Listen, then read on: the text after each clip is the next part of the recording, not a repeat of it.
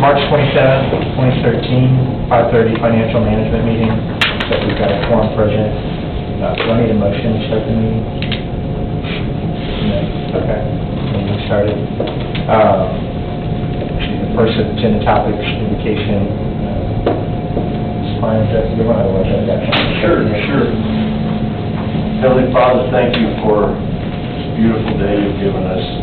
Although our hearts are heavy for the shooting in Green Hills today, we ask you to be with the families, the school, the peoples of that community. We ask that these kinds of things stop and never return. We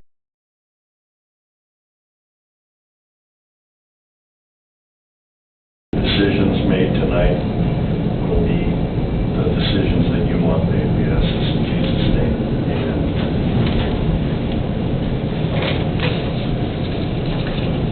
Moving on, thank you, David. Could I get a motion to approve the agenda? Do y'all want to add the vice chair or not? Oh, okay. Would we add that as an agenda topic at the end? It's up to you. I mean, you can add it. I can add it. Item, new business item, CTF. Yeah, I'll chat with that. So, agenda topic after these, vote for the vice chair.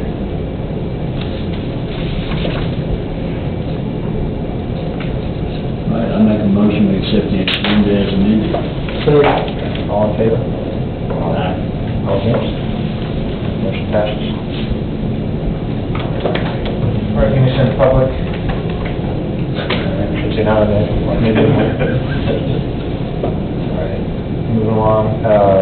Approval of the minutes from our last meeting, September 12th. So moved. Second.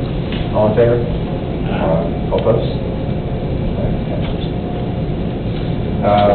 Moving down here, number 2, report of the committee chairman.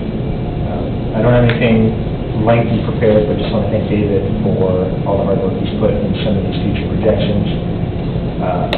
I think it's going to be a good roadmap for the budgeting process, just to have eyes wide open for what decisions now and the trends those decisions will make over the next 5 years in the county. So as far as financial rigor, I think there's a lot in here as far as improving the decision making. I think this is a good tool to do that, and it's also because that's what future projections are. They're best guess, and the more challenge, the more rigor, the more minds behind it, the better they'll be and the easier they'll be for us to communicate. No report, sir. All right. Eric, anything? I have nothing to report.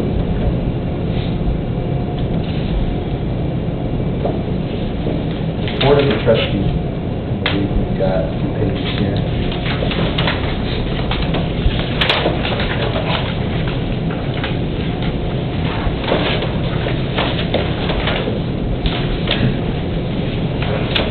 David, fair close. You ready to tell us? Yes, sorry, I didn't see that on the agenda. Oh, yeah, I'm the report of finance director today. Oh, perfect, yeah. Okay.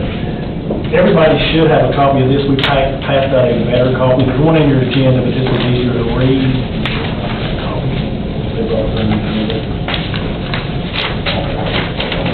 It's much clearer. We have ran it again. Yeah, it's better. And I'm gonna turn off the lights because it's a little hard to see in here. This thing's gonna be small anyway.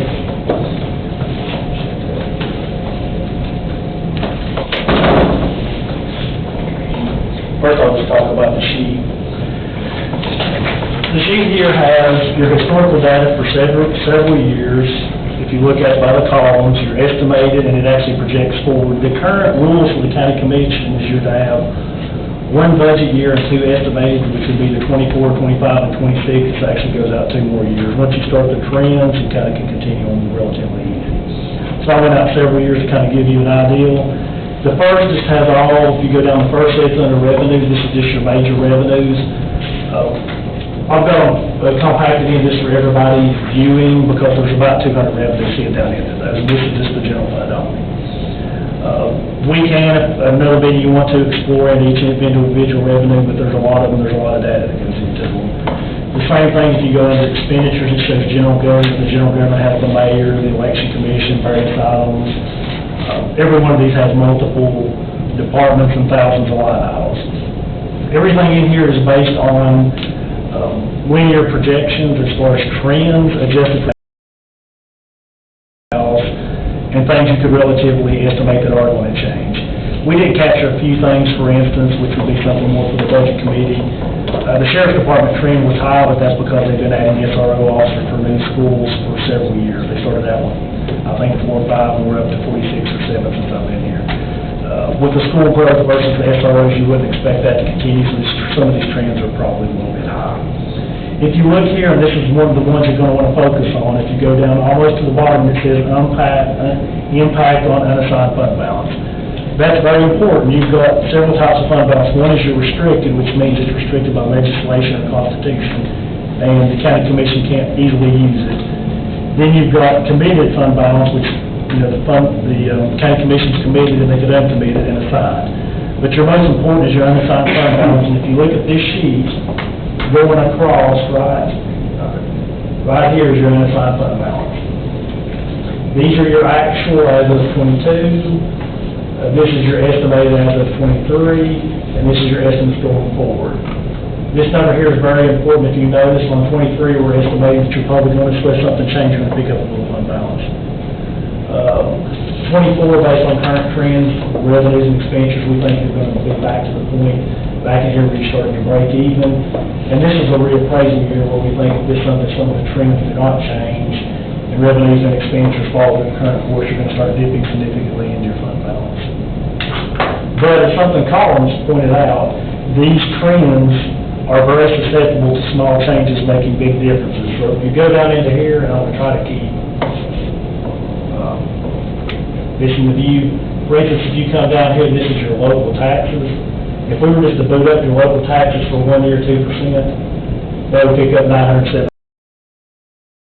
I noticed that for 2023, local taxes did go up, or is projected to go up pretty significantly. Is there a weight change? There were several new source? There were several pennies taken from debt service with things such as the 386 overpass, and I think it's around $1.2 million for the fire departments, and then there were some changes for salaries too that was moved in there. It's assumed that those pennies stay within that. No, actually, we've already discussed that in the budget committee. The $1.2 million for the fire department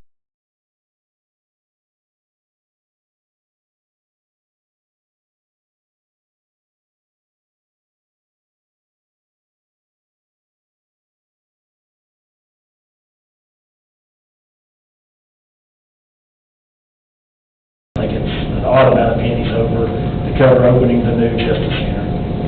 So those are counted in there, so you actually, it moved up and down. And if you look at the line under it, licensing permits, that one, we're having a really good year for things such as building permits. Building permits, we do not think is going to continue that path based on the current trends. Talking to them upstairs and actually knowing about the interest rates, we don't think it's going to continue. So we try to capture some of the trends we knew about, looking up different things, so they will change significantly. But if you look here, just a 2% change in that trend will make it 900. So if we assume that changes,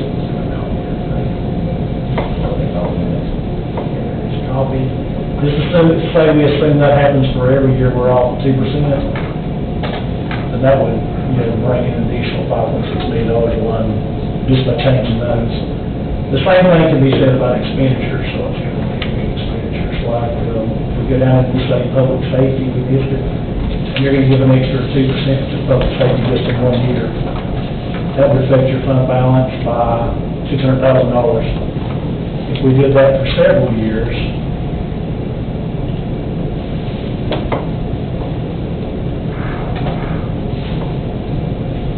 it'd be, over that period of time, about $4.1 million. If you increase it by that much. And the same can be said if we decrease it, say, 2% off of public safety per year.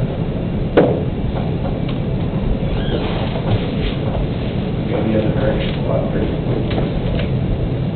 So if you look by making small changes, And any of these numbers, because of its size, will actually have a significant impact. So that's one of the reasons I put these down here to be able to adjust them, because one, we may want to adjust them. And then number two is to actually make sure that everybody takes any projections, especially the further years into the future with a grain of salt. Because any kind of change in those patterns and/or factors we know can have a very significant impact on the future models. So just to recap, just a 2% change every year, a permanent 2% change in public safety would actually change that about $14 up. Does anybody have any questions about the, and I just got the highlights in here, I don't have it prepared to fold out and look at individual revenues today, or departments. Just curious, what do you have collectability at? On the current, the next year, for the current year, I think I have it at 97 probably. What is it traditionally been? It's been the last couple of years running about 97.9, 97.8, but if you go back to like 13, it was running at 96 something. The further you go back in time, we've had a really good collection since 2013, about the last 10 years. And there's a couple of things. One, the trustee now takes partial payments instead of a lot, and then we've had a pretty good economic growth in that period too. So next year, the 3% is probably a conservative low, but if you go back to 13, it's actually high. So that's the number we're running. And then also, if you think 24, those numbers were just based on trend changes, they're not actually got any kind of tax roll flow in, because we're taking that on. So there's a lot of assumptions about the economy in here too. The economy will not be quite as robust as it currently is, that's why you see that. Can you goal sheet 2025, local taxes to see what percent increase that would have to be to get us back to a running positive again? Let's just say, $1 million to $2 million a year. Let's just start with about break even at 1.5, pretty good guess. But what would it need to be to keep like 2028? You need another increase.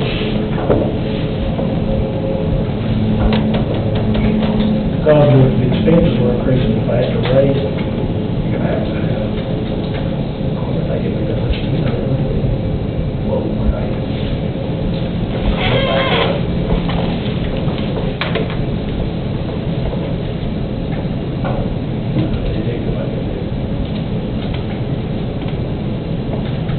so you would have to have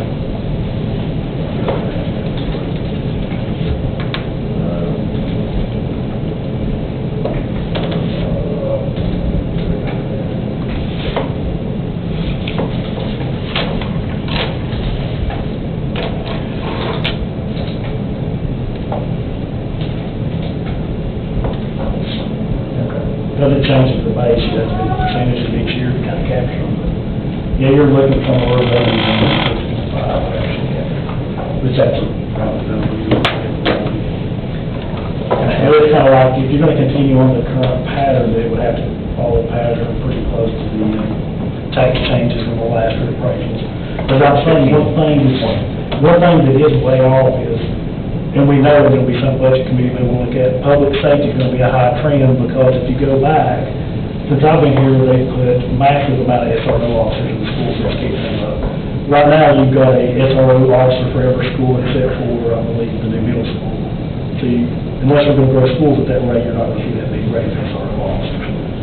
But it still won't make that full impact, but it will update that some. As I'm saying, these are conservative revenue projections also, something to point out, we did in the max out revenue. So I think it will be better than anything we're looking at. Chairman, can I ask a question?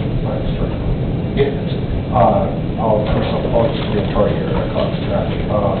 Does this also account for the ARPA funds that we're burning off? Is that included in the uptick in revenue or in expenditures here? It's increased in the uptick in revenue because we've already discussed for 2024, that's what brought us back up to there. It has not been discussed in the other year, but that's a good point. When I was looking at it, because of the cost of the SRO, I did not pull back in the cost of the second half of ARPA, which is about $1.8 If you do it this year, you're gonna have about 1.4. Yeah. So if you take that compared to the cost of those SROs, so the SROs are still quite a bit more. Right. So it helped deal part of that effect. Yeah. So a lot of those things we didn't capture because we knew they were gonna lean against other things. And I think this is captured, 'cause I looked at this earlier. Does this capture the additional revenues that we should have, at least open, it's not additional revenues, but the additional free penny check we have that would be rolling off the debt service this year and next year? See, this is general fund only, so what I did is I changed the rate to the 56 cents, Okay. and that's what's in there perpetually. Gotcha. So debt service, if we did, 22, 23. Gotcha. and because of the amount of time, and Gotcha. we'll have it done before the budget's done, we'll have a similar one like this for debt service, when it'll be a lot less complex, a lot less time consuming. But we kind of, honestly, ran out of time. No, those, I remember looking at this, and those were my two questions, so. Right. So the one should deaden it or reduce, I mean, the big takeaways that I have off of this are the additional expenditures for SROs is gonna be in our, it's gonna be in our favor, because that is increase the spend trajectory. And we won't, but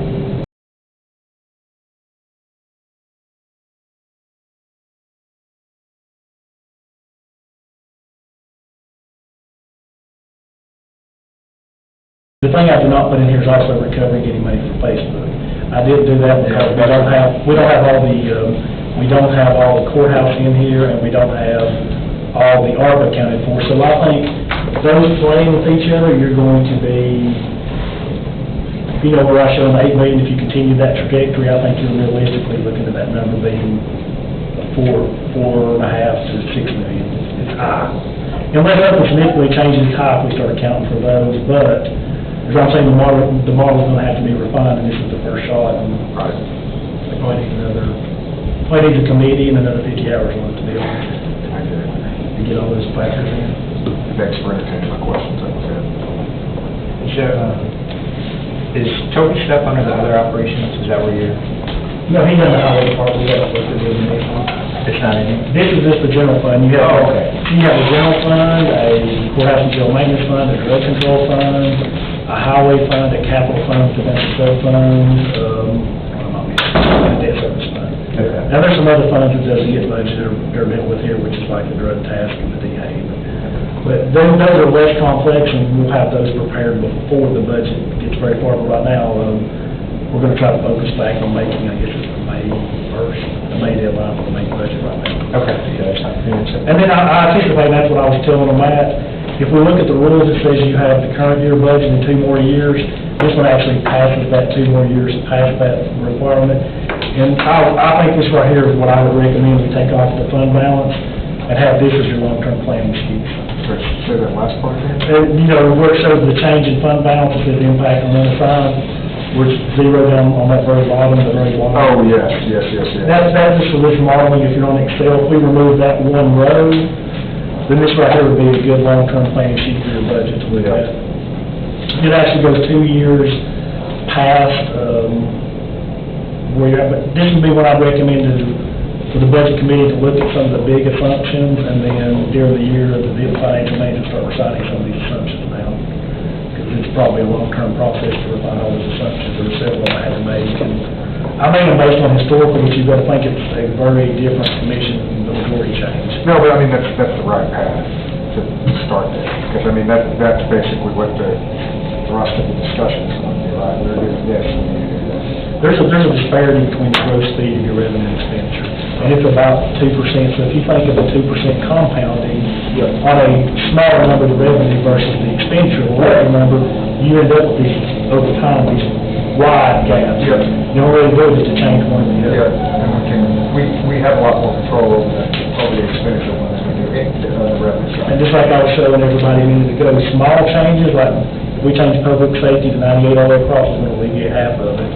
So these right here are long-term projections that are very susceptible to the economy, assumptions, and changes that you don't make that happen, and changes that the commission make, they all have large impact. But they are a good planning tool.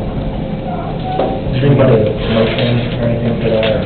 does anybody have any questions? clear as mud. It's a good start for long-term planning.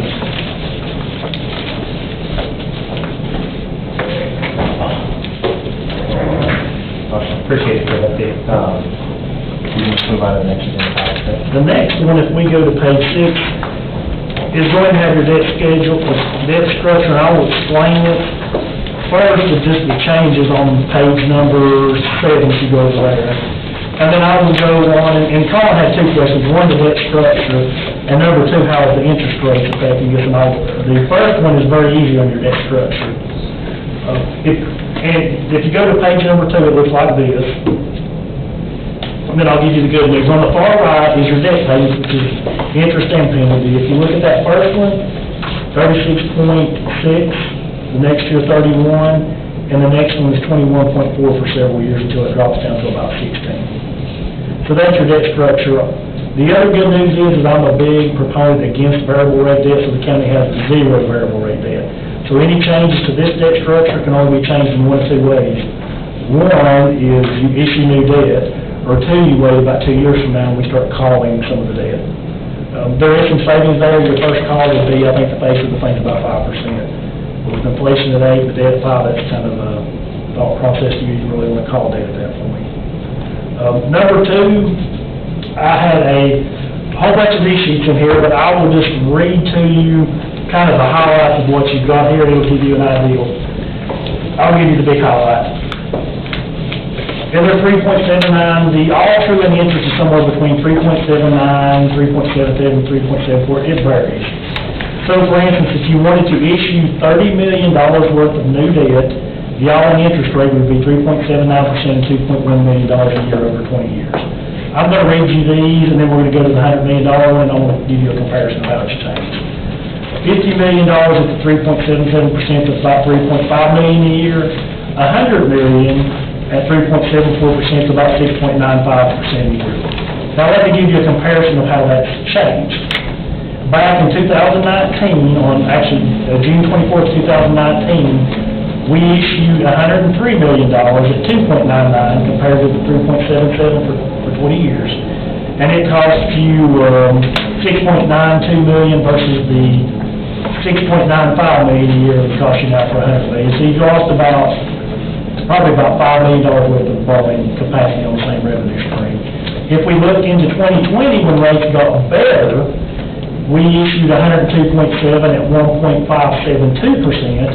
and it was about $6 million a year for almost $103 million. So really right now, to get that same 102.7, it's going to cost you about $1 million more a year over 20 years. So that's how your rates have really changed. And over time, they vary up and down. If we went back to 2015, they were 2.86 all-in rate. 2019, we got about 2.9. 2020 was an extremely low year, got 1.5.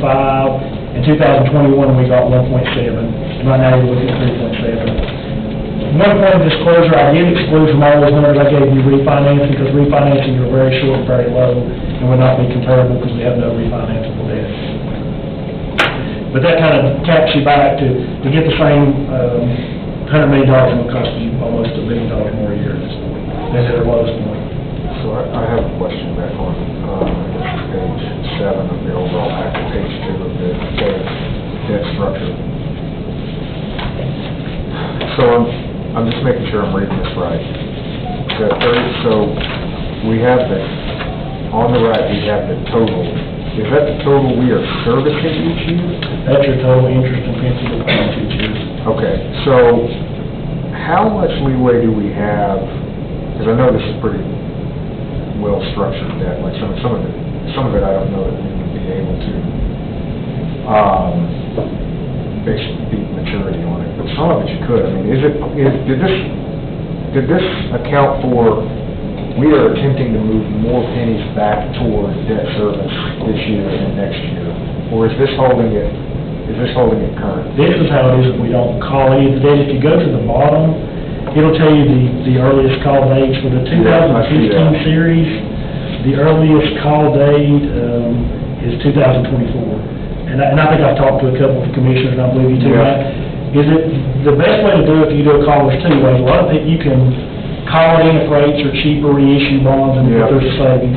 you can also, we can put extra money into debt service, and then when the call dates, arrive, then what we can do, I can work with somebody, like a bond counsel, to make sure we call it properly, we can.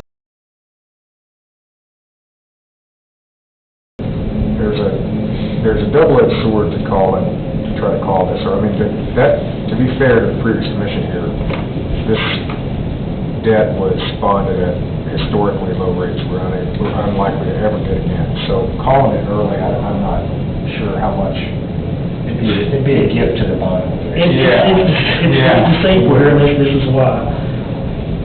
Not 100% what you think, because let's think about the 2015, for instance, you got a 2.86 rate all in, but we issued that bond at a significant premium. So when you do premiums, you pay back less, so it lowers the yield. So the actual face of those bonds, several of them are 5%. So they're not what you think, they're not 2.86, they're 5% you're paying a year. But that's because you got all this extra money up front. So for instance, we may have issued a $100 million bond, but we may have got a $10 or $15 million premium, so we only ended up paying 90 back. So that lowers your all true any interest yield, but still those faces may be 5%. And I believe, I believe the face on the 2024 one is 5%. Some of the others are lower, and I'd have to pull them, have them with me. But The flip side of that is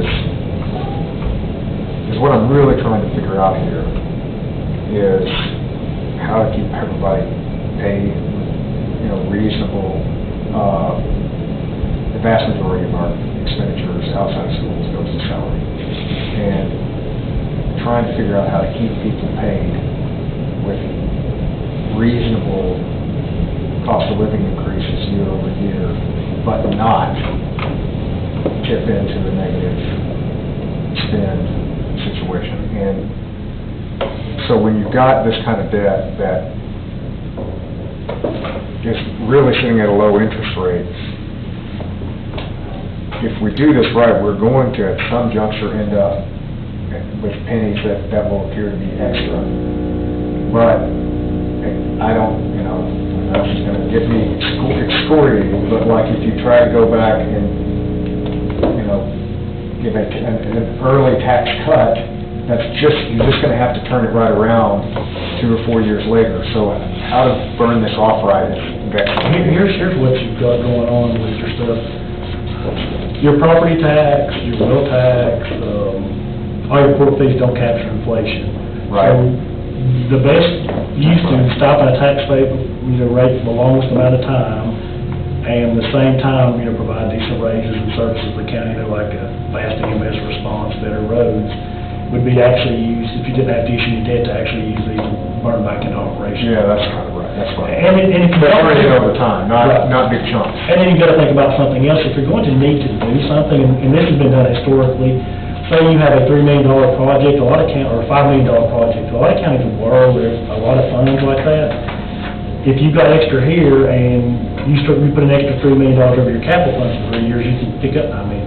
Right. Instead of borrowing. Right. That's another good use of the funds. That's right. But you have a really good point. On average, if we exclude the ARPA, we've had about 74.56% of the general fund is salaries. Now, right now, it's lower on my projections because, we've got $10 million for, I believe it's water lines and $5 million. So that skews your numbers of those ARPA years. And then this year, we got a little more money in for the 23 is lower too, because you have money for this 386 overpass in that. Well, but I do acknowledge what you just said about the capital projects too, right? Because there are some capital projects that, as opposed to getting bonded debt, we, did in the interim period that could, we could give some assistance to. That's how the infrastructure was built for the countywide, communications network, called the towers. Right. And then also that's how part of the schools was paid and the courthouse was paid cash. There was several $1 million on several of those. Yeah. And that's been the historical thing, if there's extra debt service. Because if there's a rule in debt service, you really shouldn't have more than 13 months of interest in principal in your debt service fund, because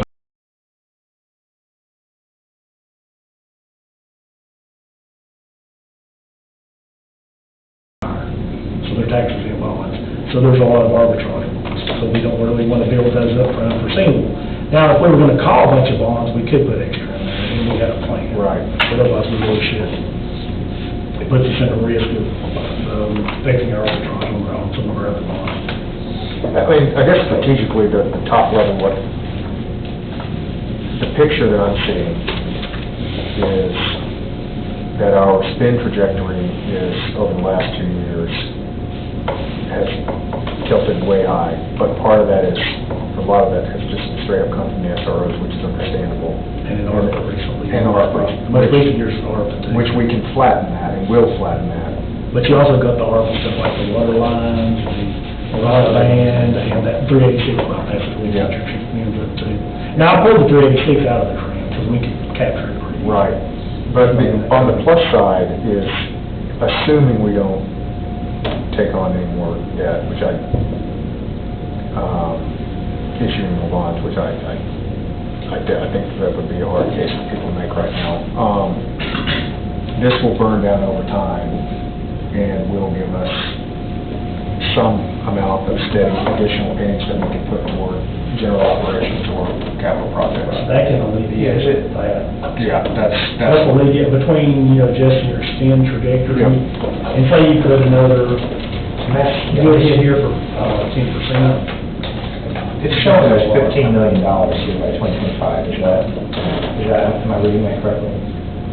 Like two. Of debt service savings? Yes and no.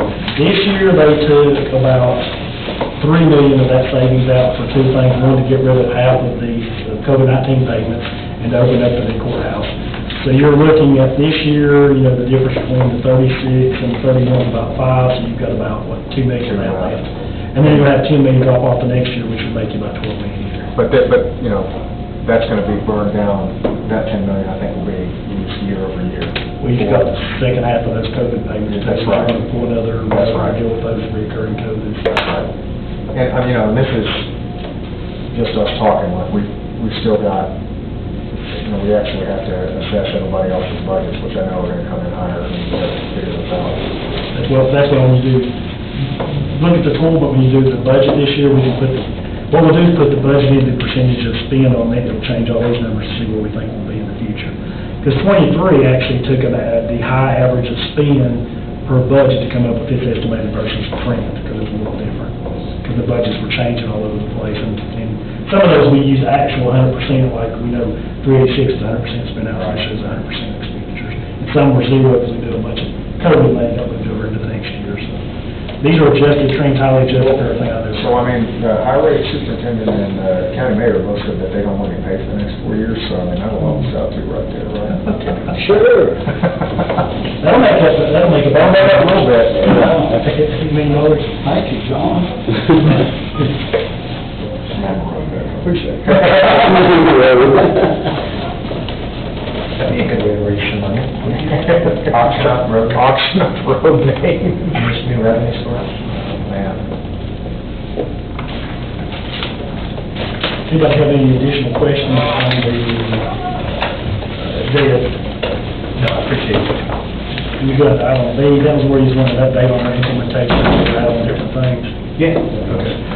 If you look at the 2012 Act, it should consolidate all your payroll into electronic, receiving as much as possible on all the highway. Right now, I'll tell you where we're at on everything, and kind of where we've run into roadblocks, and where we're kind of stalled. The ERP itself, we've got all the financial portion, which is AP and stuff for the general fund and everybody in National Highway.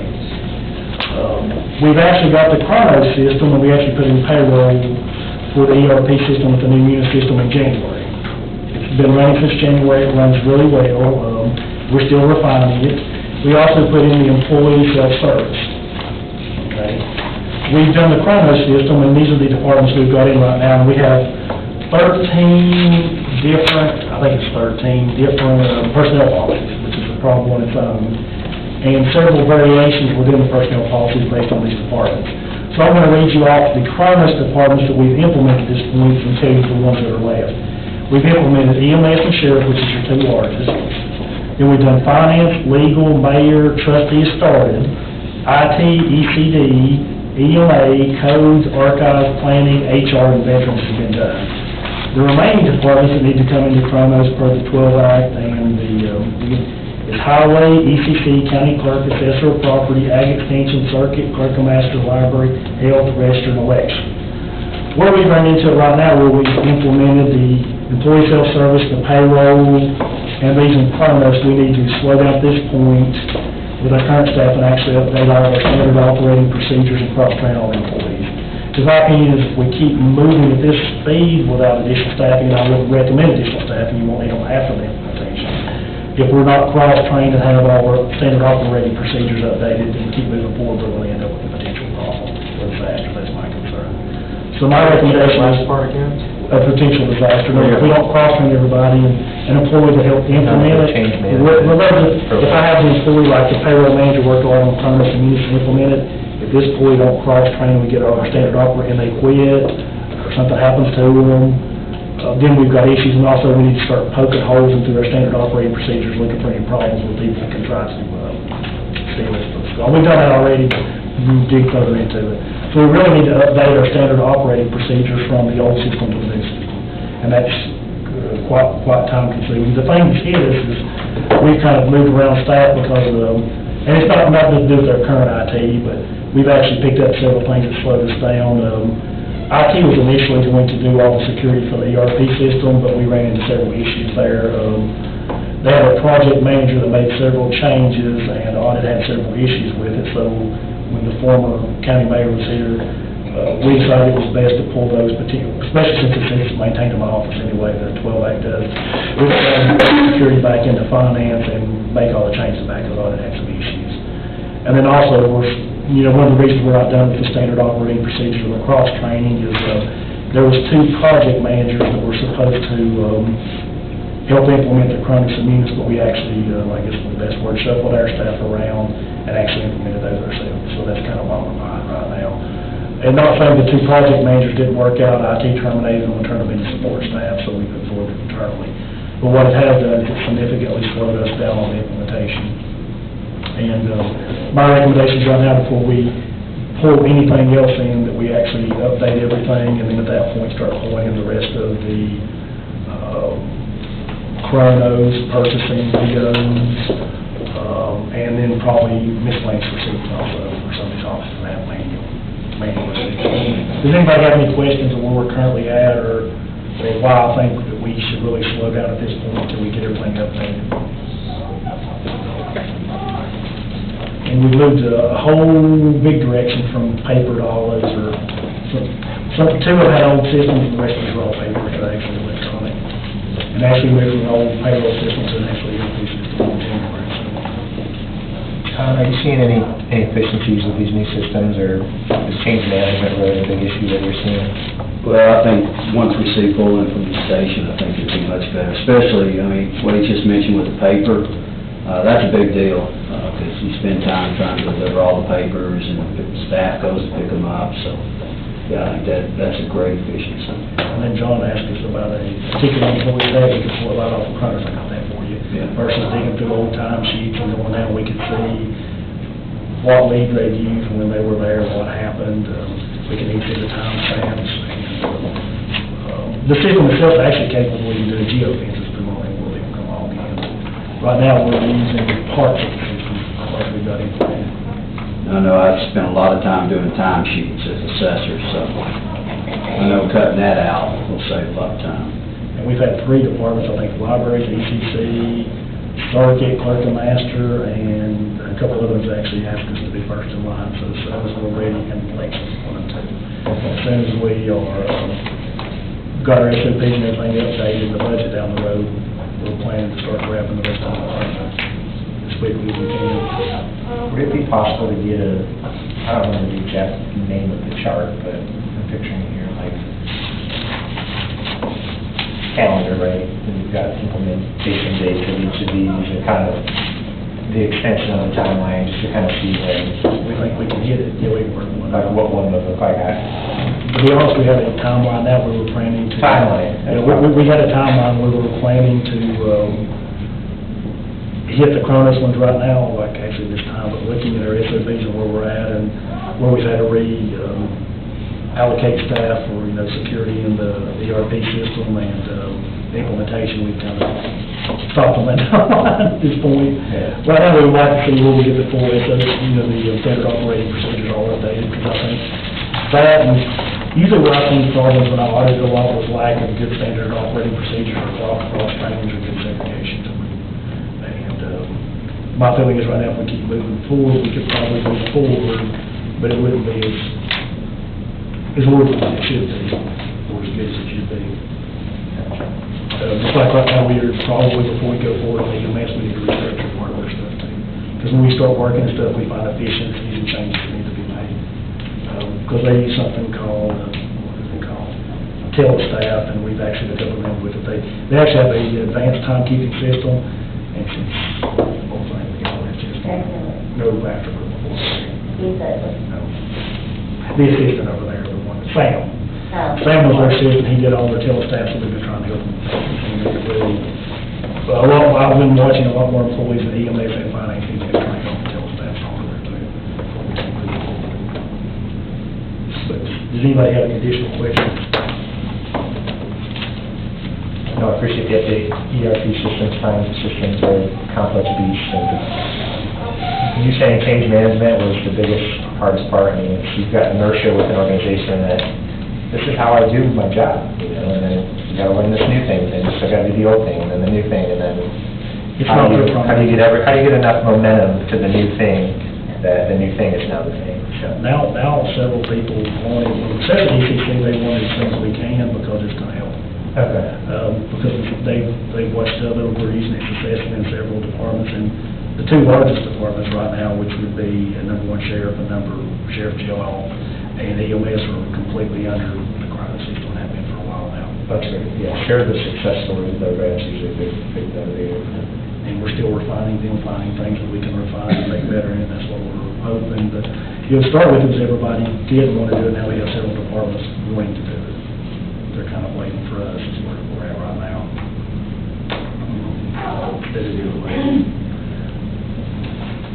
All right, we got our private act stuff out of here. Everybody good on that one? Are there any other major private act things that kind of going on? There's several implementation, and the committee's supposed to have an update, which I think that suffices, and then as far as how you're moving forward, it's supposed to be recommended by the subcommittee, and then the subcommittee, this committee can take the subcommittee's recommendations or go their own way. But really, the process should be, it kind of goes up to the subcommittee, and after the budget, I foresee that probably the subcommittee will be wanting to send a whole bunch of new policy updates. I'll send you a few, but Okay. I mean, you're talking, there's a whole list, and since we get budget into the approval process, and that's probably the best time for us to start hitting policy. Okay. Yeah, we can take one. Hitting policy heavy, I mean, there's at least 4, 5, or 6 policies I think that need to be updated at this point. All right, moving along here, hopefully we can finish in 15 minutes, so. I think I can talk faster if you need me to, but. You talk fast, though. We had a big one. Tell me too fast or too slow, and I can go either direction. The first 2 items is, our new road superintendent came in, and the highway department the former highway department did a odd date for when their bids expired. And right now, we've not implemented the bidding and PO portion, so they're still doing their own stuff. So basically, they sent over a request for payment, and we go, hey, where's your bid? And they find out on the first one, it's expired. And then the second one, Toby found out he had a whole other large group of bids expiring, and I recommended that he go ahead and get a PO before they expired. He did all but one, and I think it was just a basic accidental oversight, so kind of where we're on the February 1 one. I think it's accidentally missed that one. That's a good description, but I will say, in past years, 20 years ago, I've been on the same project. And it's always been a 12-month yearly project, and for whatever reason this year it's 10 months. And they've always been 12 years, so. And so, whatever, but, we need to catch some of them at the filling, and we're just gonna catch them all if there's anybody that wants anything. And I've just never thought of it being short, the contract short, it never has in years, so. So are these two, the Old Castle and the Stone, are those just basically trying to finish up the last 2 months worth of Yeah. materials? Yeah, we were in the process of finding some pipe, we were putting in tile on roadways, so like I told y'all in the past, in the wintertime, we're going out, some of the first stages of what we do is widening roads and putting new tiles in, replacing old tiles. We trim the trees back, and so everything we're doing in the wintertime is getting roads ready, so when we come out in spring, like right now, we're paving. So the tile has to sit for a couple months, and all the settling effect goes through, to where once everything's compacted in good shape, we can put the binder in, and we're ready to repave the road. And so the tiles, we do a lot of tiles replacement, and we do it all year, but a lot in the wintertime when we're getting ready for spring. So it was some tile that we had bought in anticipation of replacing several roads, had 7, 8 tiles per road. What I'm requesting is the committee to approve for me to go, we went ahead and paid one, to go ahead and pay both of them. Because he's already received the product, it was a honest oversight. I'm just making you aware because audit may or may not give the county an audit finding, I don't know, because of the bid statutes, but I'm just asking you to approve to go ahead and pay it because we've actually received the product and it's in all the registers. Would this group approve pay or the budget, sorry? It would be this one, I mean, it's usually Sumner County. And the thing is that we can rebid all of these items with like six, and they're already bid out for the year, 12-month contract. Got it. So So you solved the problem. It will never happen again. So, And the thing is, they're bidding their own, and we would have flagged him, so when we received them, we just asked for the, and I'm saying it was an honest oversight because he was planning on a 12-year bid, not 12 years. A 12-month bid, and we've not generally seen anything but 12-month bids either. I don't know why they did it the way they did it this year. So 2 questions. If when we approve, then the audit issues kind of go away, so we've got some oversight on it, or we still have potential audit issues? I think right now is, eventually we'll be doing the bidding stuff we do, but we're not ready. I think one is, we've got to pay them because we've received the product, it's going to be a hard argument. There's a bid in here too that We bid them after. Scotty still is the best. But the problem is we missed the bid and it's over 20. Generally, the statute says if it's, unless there's some exclusions, for emergencies or sole providers or professional services, but generally, anything of like purchases over $25,000 a year, we've got the competitively do a single bid on. These already have like 36 or 30,000, probably 30,000 more. I move to approve. Second. All in favor? Aye. All opposed? All right, good deal. Is that for both of them? I'll move, that was for sheet. Yeah, That was for both. The other 2 items are 2 items. One is, it was. Move to approve. Okay. It was just, we've had a lot of new staff, the mayor's got new staff. There's a policy for overages on your PO, and there's a policy for emergency purchases, and the first one, I believe, was for an emergency purchase, and they thought to get a PO after the fact, because if you have an emergency purchase, you get one after the fact, but it's just an oversight, but it's actually allowed expenditure. The second item was they went more than 25%. Is this for the jail roof? I move to approve that. Second. All in favor? All opposed? Passes. What about the Lowe's one, covers that pretty too? The Lowe's one, my guys just did not keep up as well as they should with the cost incurred, so we did not put in a change order to change the PO. So I got on to them for that, and that's what it is. This is work that they did. And I can say it wasn't a huge amount over. The allowed overage was $3,819.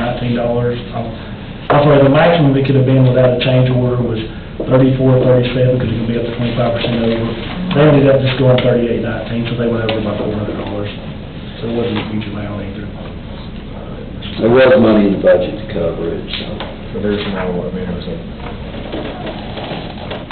Okay, I'll move to approve. Second. All in favor? Aye. All opposed? Passes.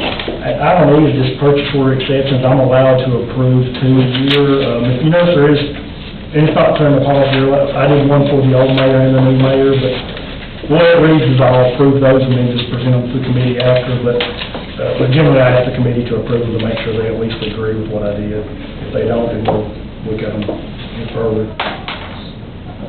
So.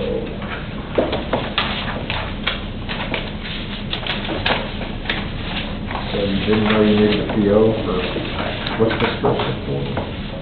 That was for a, Page 94? I used a, It's the last page. use my car. Was that before you? For a truck? No, trailer. Trailer. Well, this is back to that P-card issue where we've got to update the policy. Well, I thought anything under 6,000. Which I think was kind of what the policy is. Well, he opted the county's policy's 5. But see, Toby's got his own PO for most of the system, but he goes through our general fund, like for the ARPA, or through the capital, he gets the PO, so that was his first. This is on some of that. So that was his first time to go around on it, so, Isn't this part of the subcommittee too? P-cards. well, it wasn't nothing to do with it. Oh, wasn't it? Basically, Toby generally don't do them under our system, so it was his first time, he just mixed up all that and got it. And then the mayor was the old one and the new one, and then the EMA had one, but under the policy. The one that stood out there was the first one. Huh? Oh, then I got the explanation. The first one's the one that stood out. Well, I stood there and I was looking, we were trying to get a tilt trailer and we had looked everywhere. And they had a degree on it, 25,000, and it wasn't $2,000-3,000 savings for what it was. And I'm just telling it was fixing to go. And I'm sitting there and of course I thought, I started asking, I said, under 10, it's right. And yours is actually 25, right? Yeah, so you're good under bid for 25. I moved the group and approved. Thanks. All in favor? All opposed? Motion to adjourn? We gotta vote on the sheriff. Oh, sorry. So, I nominate Ben Harris.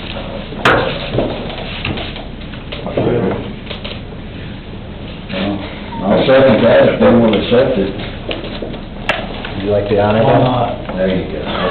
All in favor? Aye. All opposed? There you go.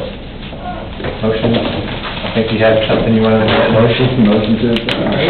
Here, listen,